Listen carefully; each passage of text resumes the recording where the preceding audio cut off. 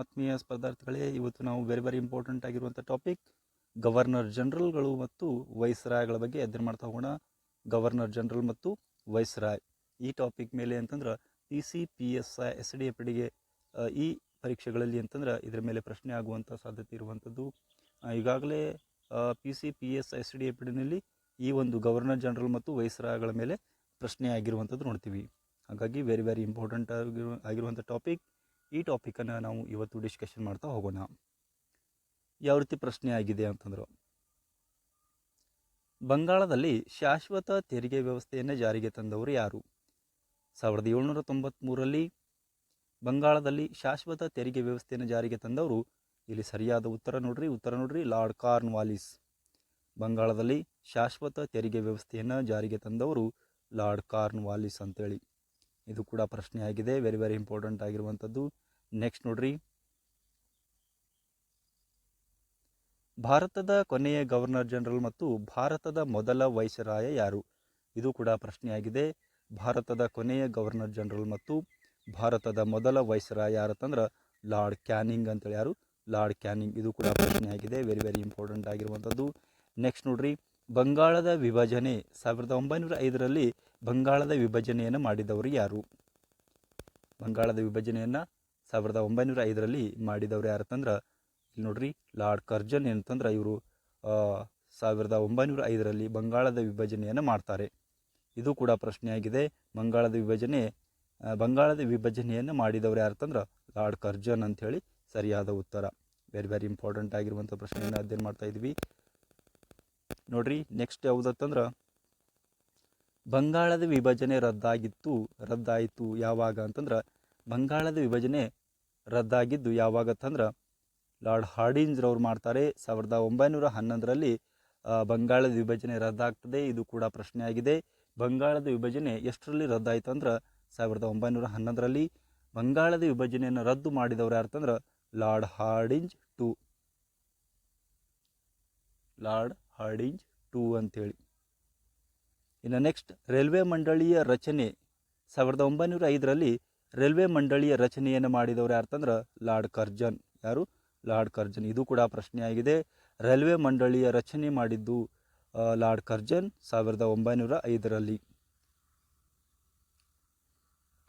Next ನೋಡ್ರಿ, very important ಆಗಿರುವಂಥದ್ದು, ಮೊದಲ ರೈಲು ಮಾರ್ಗವಾದ ಸ್ಥಾಪನೆ 1853ರಲ್ಲಿ ಮೊದಲ ರೈಲು ಮಾರ್ಗವನ್ನು ಸ್ಥಾಪನೆ ಮಾಡಿದವರು ಯಾರತ್ತಂದ್ರೆ ಲಾರ್ಡ್ ಡಾಲ್ಹೌಸಿ.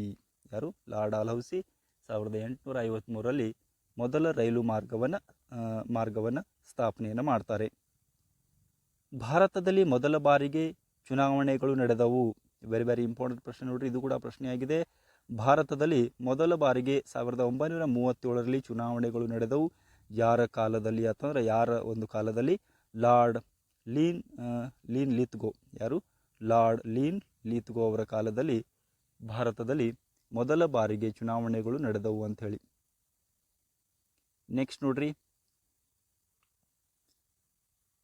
ಕ್ಯಾಬಿನೆಟ್ ಮಿಷನ್ ಭಾರತವನ್ನು ತಲುಪಿತು ಮಾರ್ಚ್ 1946ರಲ್ಲಿ ಯಾರ ಒಂದು ಕಾಲದಲ್ಲಿ? ಇದು ಕೂಡ ಪ್ರಶ್ನೆಯಾಗಿದೆ. ಕ್ಯಾಬಿನೆಟ್ ಮಿಷನ್ ಭಾರತವನ್ನು ತಲುಪಿತು ಮಾರ್ಚ್ 1946ರಲ್ಲಿ. ಅದು ಯಾರ ಕಾಲದಲ್ಲಿ ಅಂತಂದ್ರೆ ಲಾರ್ಡ್ ವೆವೆಲ್ರವರ ಒಂದು ಕಾಲದಲ್ಲಿ. ಯಾರು? ಲಾರ್ಡ್ ವೆವೆಲ್ರ ಒಂದು ಸಮಯದಲ್ಲಿ ಕ್ಯಾಬಿನೆಟ್ ಮಿಷನ್ ಭಾರತವನ್ನು ತಲುಪ್ತದೆ ಮಾರ್ಚ್ 1946ರಲ್ಲಿ. ಇನ್ನು ಸ್ವತಂತ್ರ ಭಾರತದ ಮೊದಲ ಗವರ್ನರ್ ಜನರಲ್ ಯಾರು? Very important. ಇದು ಕೂಡ ಪ್ರಶ್ನೆಯಾಗಿದೆ. ಸ್ವತಂತ್ರ ಭಾರತದ ಮೊದಲ ಗವರ್ನರ್ ಜನರಲ್ ಯಾರ್ತಂದ್ರೆ Lord Mountbatten. Very important ನೋಡ್ರಿ, ಲಾರ್ಡ್ ಮೌಂಟ್ ಬ್ಯಾಟನ್ ಸ್ವತಂತ್ರ ಭಾರತದ ಮೊದಲ ಗವರ್ನರ್ ಜನರಲ್. ಇದು ಕೂಡ ಪ್ರಶ್ನೆಯಾಗಿದೆ. ನೆಕ್ಸ್ಟ್ ನೋಡ್ರಿ, ಜಲಿಯನ್ ವಾಲಾ ಹತ್ಯಾಕಾಂಡ ಏಪ್ರಿಲ್ 13, 1919ರಲ್ಲಿ ನಡೀತದೆ. ಆ ಒಂದು ಸಮಯದಲ್ಲಿ ಯಾರು ಗವರ್ನರ್ ಜನರಲ್ ಆಗಿದ್ದರು ಅಂತಂದ್ರೆ ಲಾರ್ಡ್ ಚಲ್ಮ್ಸ್ಫರ್ಡ್. ಯಾರು? ಲಾರ್ಡ್ ಚಲ್ಮ್ಸ್ಫರ್ಡ್. ಇವರು ಇರ್ತಂದ್ರೆ ಜಲಿಯನ್ ವಾಲಾಬಾಗ್ ಹತ್ಯಾಕಾಂಡಕ್ಕೆ ಸಂಬಂಧಪಟ್ಟಂಥ ಒಂದು ಸಮಯದಲ್ಲಿ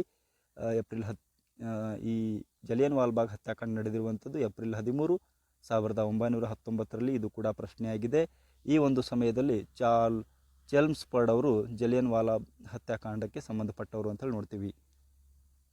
ನೆಕ್ಸ್ಟ್ ನೋಡ್ರಿ, ನೆಕ್ಸ್ಟ್ ವೆರಿ ಇಂಪಾರ್ಟೆಂಟ್ ಆಗಿರುವಂಥದ್ದು ಪೋರ್ಟ್ ವಿಲಿಯಂ ಕಾಲೇಜಿನ ಸಂಸ್ಥಾಪಕ ಯಾರು? ವೆರಿ ವೆರಿ ಇಂಪಾರ್ಟೆಂಟ್ ನೋಡ್ರಿ. ಪೋರ್ಟ್ ವಿಲಿಯಂ ಕಾಲೇಜ್ ಸಂಸ್ಥಾಪಕ ಯಾರಂತಂದ್ರೆ ಲಾರ್ಡ್ ವೆಲ್ಲೆಸ್ಲಿ. ಸ್ಥಾಪನೆ ಆಗಿದ್ದು 1800ರಲ್ಲಿ ಕೋಲ್ಕತ್ತಾದಲ್ಲಿ ಈ ಒಂದು ಪೋರ್ಟ್ ವಿಲಿಯಂ ಕಾಲೇಜನ್ನು ಸ್ಥಾಪನೆಯನ್ನು ಮಾಡಲಾಗ್ತದೆ. ಇಲ್ಲಿ ಕೂಡ ನೋಡ್ರಿ ವೆರಿ ವೆರಿ ಇಂಪಾರ್ಟೆಂಟ್ ಆಗಿರುವಂಥದ್ದು, ಇದು ಕೂಡ ಪ್ರಶ್ನೆಯಾಗಿದೆ. ಪೋರ್ಟ್ ವಿಲಿಯಂ ಕಾಲೇಜ್ ಸಂಸ್ಥಾಪಕರು ಯಾರ್ತಂದ್ರೆ ಲಾರ್ಡ್ ವೆಲ್ಲೆಸ್ಲಿ. ಎಷ್ಟರಲ್ಲಿ ಸ್ಥಾಪನೆಯನ್ನು ಮಾಡಲಾಯ್ತಂದ್ರೆ 1800ರಲ್ಲಿ. ಎಲ್ಲಿ ಸ್ಥಾಪನೆಯನ್ನು ಮಾಡಲಾಯ್ತಂದ್ರೆ ಕೋಲ್ಕತ್ತಾದಲ್ಲಿ ಸ್ಥಾಪನೆಯನ್ನು ಮಾಡಲಾಗ್ತದೆ.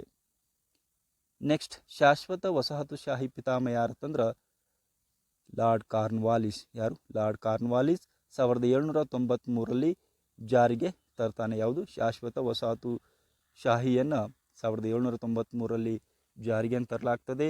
ಶಾಶ್ವತ ವಸಾಹತುಶಾಹಿ ಇದರ ಒಂದು ಪಿತಾಮಹ ಯಾರಂತಂದ್ರೆ ಲಾರ್ಡ್ ಕಾರ್ನ್ವಾಲಿಸ್. ನೆಕ್ಸ್ಟ್ ನೋಡ್ರಿ, ಸತಿ ಪದ್ಧತಿಯ ಅಂತ್ಯ, ಸತಿ ಪದ್ಧತಿಯನ್ನು ರದ್ದುಗೊಳಿಸಿದವರು ಯಾರಂತಂದ್ರೆ ಲಾರ್ಡ್ ವಿಲಿಯಂ ಬೆಂಟಿಂಗ್ 1823ರಲ್ಲಿ. ತೂಗಿ ಪದ್ಧತಿ ಅಂತ ಕರಿತೀವಿ ಇದನ್ನು. 1830ರಲ್ಲಿ ತೂಗಿ ಪದ್ಧತಿಯನ್ನು ಕೂಡ ಎಂತಂದ್ರೆ ರದ್ದು ಮಾಡಲಾಗ್ತದೆ. ವೆರಿ ವೆರಿ ಇಂಪಾರ್ಟೆಂಟ್ ಆಗಿರುವಂಥದ್ದು. ಸತಿ ಪದ್ಧತಿಯ ರದ್ದು ಆಗಿದ್ದು 1829ರಲ್ಲಿ. ಯಾರು ರದ್ದು ಮಾಡ್ತಾರಂತಂದ್ರೆ ಸತಿ ಪದ್ಧತಿಯನ್ನು ರದ್ದು ಮಾಡಿದವರು ಲಾರ್ಡ್ ವಿಲಿಯಂ ಬೆಂಟಿಂಗ್. ಇದು ಕೂಡ ಪ್ರಶ್ನೆಯಾಗಿದೆ.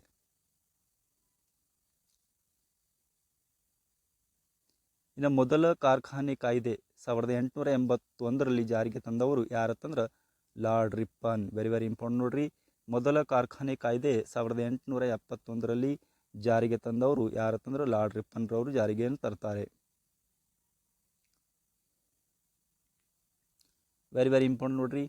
ಅಲಿಗಢ್ ಮುಸ್ಲಿಂ ವಿಶ್ವವಿದ್ಯಾಲಯ ಸ್ಥಾಪನೆಯಾಗಿದ್ದು 1920ರಲ್ಲಿ ಸ್ಥಾಪನೆಯನ್ನು ಮಾಡಲಾಗ್ತದೆ. ಅಲಿಗಢ್ ಮುಸ್ಲಿಂ ವಿಶ್ವವಿದ್ಯಾಲಯ 1920ರಲ್ಲಿ ಸ್ಥಾಪನೆಯನ್ನು ಮಾಡಲಾಗ್ತದೆ. ಇದನ್ನು ಸ್ಥಾಪನೆ ಮಾಡಿದವರು ಚಾರ್ಲ್ಸ್. ಅಂದರೆ ಯಾರ ಒಂದು ಕಾಲದಲ್ಲಿ ಸ್ಥಾಪನೆ ಆಗುತ್ತಂದ್ರೆ ಲಾರ್ಡ್ ಚೆಲ್ಮ್ಸ್ಫೋರ್ಡ್ ಅವರ ಒಂದು ಕಾಲದಲ್ಲಿ ಸ್ಥಾಪನೆಯನ್ನು ಮಾಡಲಾಗ್ತದೆ. ಲಾರ್ಡ್ ಚೆಲ್ಮ್ಸ್ಫೋರ್ಡ್ ಅವರ ಒಂದು ಕಾಲದಲ್ಲಿ ಸ್ಥಾಪನೆಯನ್ನು ಮಾಡಲಾಗ್ತದೆ.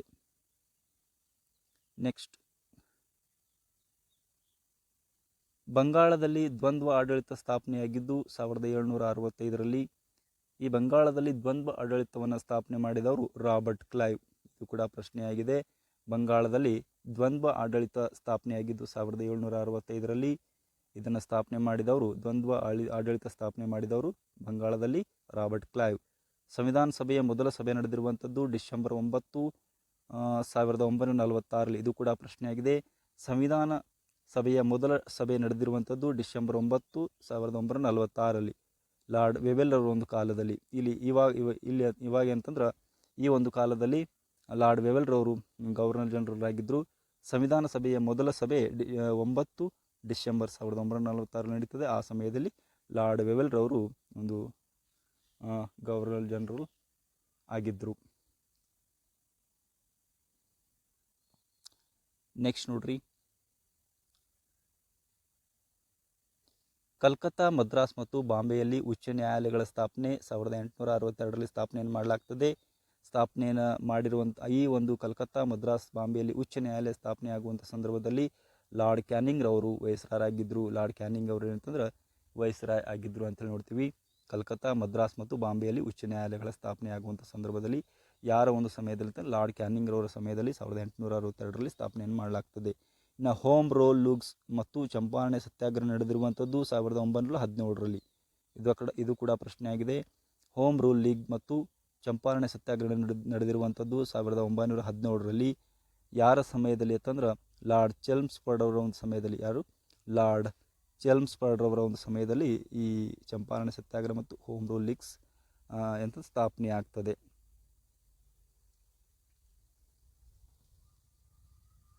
ನೆಕ್ಸ್ಟ್ ನೋಡ್ರಿ, ಸಬ್ಸಿಡಿಯರಿ ಅಲಯನ್ಸ್ ವ್ಯವಸ್ಥೆಯನ್ನು ಪ್ರಾರಂಭಿಸಲಾಗಿರುವಂಥದ್ದು ಲಾರ್ಡ್ ವೆಲ್ಲೆಸ್ಲಿ ಅವರ ಒಂದು ಸಮಯದಲ್ಲಿ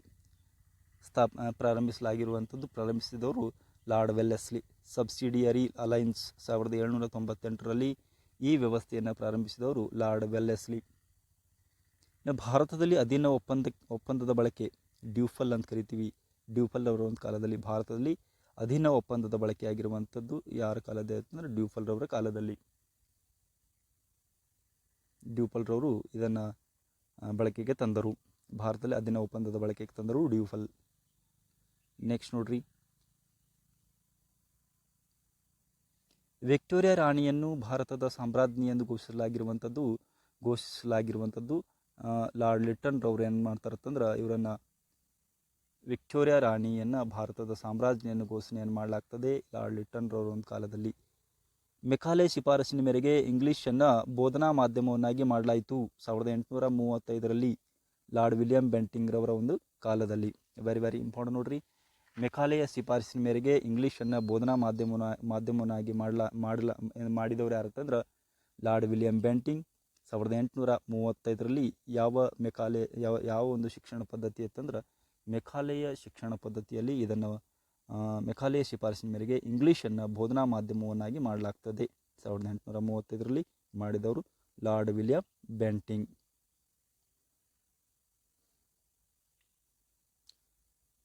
ಬಂಗಾಳದ ಸಿಂಹ ಎಂದು ಕರೆದುಕೊಳ್ಳುತ್ತಿದ್ದರೆ ಬಂಗಾಳದ ಸಿಂಹ ಎಂದು ಯಾರನ್ನು ಕರೆಯುತ್ತಿದ್ದಾರೆ ಅಂತಂದ್ರೆ ವೆರಿ ವೆರಿ ಇಂಪಾರ್ಟೆಂಟ್ ನೋಡ್ರಿ, ಇದು ಕೂಡ ಪ್ರಶ್ನೆಯಾಗಿದೆ. ಬಂಗಾಳದ ಸಿಂಹ ಎಂದು ಕರೆದುಕೊಳ್ಳುತ್ತಿದ್ದವರು ಲಾರ್ಡ್ ವೆಲ್ಲೆಸ್ಲಿ. ಯಾರು? ಲಾರ್ಡ್ ವೆಲ್ಲೆಸ್ಲಿ ಅವರನ್ನು ಬಂಗಾಳದ ಸಿಂಹ ಎಂದು ಕರೆಯಲಾಗ್ತಾ ಇತ್ತು. ಇನ್ನು ಸೈಮನ್ ಕಮಿಷನ್ ಭಾರತಕ್ಕೆ ಬಂದಿದ್ದು 1928ರಲ್ಲಿ ಸೈಮನ್ ಕಮಿಷನ್ ಭಾರತಕ್ಕೆ ಬಂತು. ಆವಾಗ ಲಾರ್ಡ್ ವಿಲಿಯಂ ಅವರ ಒಂದು ಕಾಲದಲ್ಲಿ ಸೈಮನ್ ಕಮಿಷನ್ ಭಾರತಕ್ಕೆ ಬರ್ತದೆ. ಲಾರ್ಡ್ ಇರ್ವಿನ್ ರವರು ಆ ಸಮಯದಲ್ಲಿ ಗವರ್ನರ್ ಜನರಲ್ ಆಗಿದ್ದರು, ವೈಸ್ರಾಯರ್ ಆಗಿದ್ದರು ಅಂತ ನೋಡ್ತೀವಿ. ಸೈಮನ್ ಕಮಿಷನ್ ಭಾರತಕ್ಕೆ ಬಂದಿರುವಂಥದ್ದು 1928ರಲ್ಲಿ ಲಾರ್ಡ್ ಇರ್ವಿನ್ ರವರ ಒಂದು ಸಮಯದಲ್ಲಿ. ಸ್ಥಳೀಯ ಸ್ವಸರ್ಕಾರದ ಆರಂಭವಾಗಿರುವಂಥದ್ದು 1882ರಲ್ಲಿ. ಯಾರ ಒಂದು ಸಮಯದಲ್ಲಿ ಅಂತಂದ್ರೆ ಲಾರ್ಡ್ ರಿಪ್ಪನ್ ರವರ ಒಂದು ಸಮಯದಲ್ಲಿ ಸ್ಥಳೀಯ ಸ್ವಸರ್ಕಾರದ ಆರಂಭವಾಗ್ತದೆ. ನೆಕ್ಸ್ಟ್ ನೋಡ್ರಿ, ಅಸಹಕಾರ ಚಳವಳಿ ಆರಂಭವಾಗಿರುವಂಥದ್ದು 1920ರಲ್ಲಿ. ಅಸಹಕಾರ ಚಳವಳಿ ಆರಂಭವಾಗಿರುವಂಥದ್ದು 1920ರಲ್ಲಿ. ಆ ಸಮಯದಲ್ಲಿ ಗವರ್ನರ್ ಜನರಲ್ ಯಾರಾಗಿತ್ತಂದ್ರೆ ಲಾರ್ಡ್ ಚೆಲ್ಮ್ಸ್ಫರ್ಡ್ ರವರು. ಯಾರು? ಲಾರ್ಡ್ ಚೆಲ್ಮ್ಸ್ಫರ್ಡ್ ರವರು ಅಸಹಕಾರ ಚಳವಳಿ ಆರಂಭದಲ್ಲಿ ಗವರ್ನರ್ ಜನರಲ್ ಆಗಿದ್ದರು. ಮುಸ್ಲಿಂ ಲೀಗ್ ಸ್ಥಾಪನೆ ಆಗಿರುವಂಥದ್ದು 1906ರಲ್ಲಿ. ಇದು ಕೂಡ ಪ್ರಶ್ನೆ ಆಗಿದೆ. ಮುಸ್ಲಿಂ ಲೀಗ್ ಸ್ಥಾಪನೆ ಆಗಿದ್ದು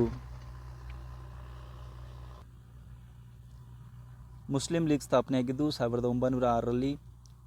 ಲಾರ್ಡ್ ಮಿಂಟೋ ಟೂ ಅವರ ಒಂದು ಕಾಲದಲ್ಲಿ ಮುಸ್ಲಿಂ ಲೀಗ್ ಸ್ಥಾಪನೆ ಆಗ್ತದೆ. ಈ ಒಂದು ಸಮಯದಲ್ಲಿ ಲಾರ್ಡ್ ಮಿಂಟೋ ಟೂ ಅವರು ಗವರ್ನರ್ ಜನರಲ್ ಆಗಿದ್ದರು. ಎರಡನೇ ಮಹಾಯುದ್ಧದ ಆರಂಭವಾಗಿರುವಂಥದ್ದು 1939ರಲ್ಲಿ ಎರಡನೇ ಮಹಾಯುದ್ಧ ಪ್ರಾರಂಭವಾಗ್ತದೆ. ಆಗಿನ ಕಾಲದಲ್ಲಿ ಲಾರ್ಡ್ ಲೀನ್ ಲೀತ್ಗೋ ಅವರು ಗವರ್ನರ್ ಜನರಲ್ ಆಗಿದ್ದರು ಅಂತೇಳಿ ನೋಡ್ತೀವಿ. ಇನ್ನು ಕಾಂಗ್ರೆಸ್ಸನ್ನು ಹುಟ್ಟು ಹಾಕಿದವರು ಲಾರ್ಡ್ ಡಫರಿನ್. ಕಾಂಗ್ರೆಸ್ ಹುಟ್ಟುವಂಥ ಸಂದರ್ಭದಲ್ಲಿ ಯಾರ ಸಮಯದಲ್ಲಿ ಇತ್ತಂದ್ರೆ ಲಾರ್ಡ್ ರಿಪ್ಪನ್ ರವರ ಒಂದು ಸಮಯದಲ್ಲಿ ಕಾಂಗ್ರೆಸ್ ಎಂದು ಜನ್ಮ ತಾಳಿತು ಅಂತ ನೋಡ್ತೀವಿ. ಆತ್ಮೀಯ ಸ್ಪರ್ಧಾರ್ಥಿಗಳೇ, ಇಲ್ಲಿವರೆಗೆ ನಾವು ಗವರ್ನರ್ ಜನರಲ್ ಮತ್ತು ವೈಸ್ರಾಯ್ಗಳ ಬಗ್ಗೆ ಈ ವಿಡಿಯೋದಲ್ಲಿ ನಾವು ಅಧ್ಯಯನ ಮಾಡಿದೆವು. ಈ ವಿಡಿಯೋ ನಿಮಗೆ ಇಷ್ಟವಾದರೆ ಲೈಕ್ ಮಾಡಿರಿ, ಶೇರ್ ಮಾಡಿರಿ ಮತ್ತು ಸಬ್ಸ್ಕ್ರೈಬ್ ಮಾಡಿಕೊಳ್ಳಲು ಮರೆಯದಿರಿ ಅಂತ ಹೇಳ್ತಾ ದಯವಿಟ್ಟು ನಮ್ಮ ಯೂಟ್ಯೂಬ್ ಚಾನಲನ್ನು ಸಬ್ಸ್ಕ್ರೈಬ್ ಮಾಡಿಕೊಡ್ರಿ. ಹೀಗೆ ನಾವು PC, PSI, SDAಗೆ ಸಂಬಂಧಪಟ್ಟಂಥ ವೆರಿ ವೆರಿ ಇಂಪಾರ್ಟೆಂಟ್ ಟಾಪಿಕ್ಗಳನ್ನು ನಾವು ಡಿಸ್ಕಷನ್ ಮಾಡ್ತಾ ಇರ್ತೀವಿ ಅಂತ ಹೇಳ್ತಾ ಧನ್ಯವಾದಗಳು.